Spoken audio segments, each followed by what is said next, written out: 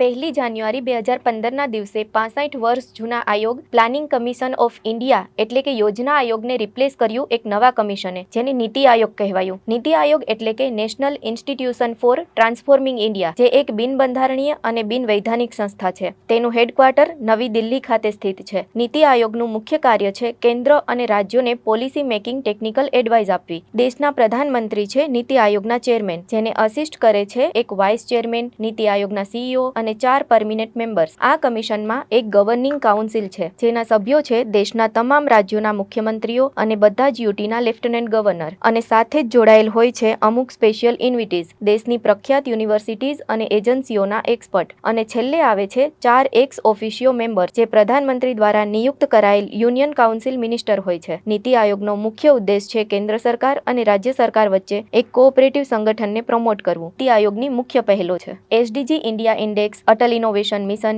ઈ-અમૃત portal, good governance index, Bharat innovation index. NITI Aayog દ્વારા આપણે એક નવા ભારતને આકાર આપી રહ્યા છે, જે નવીનતા અને ટકાઉ વિકાસના ધ્યેય સાથે આગળ વધી રહ્યું છે.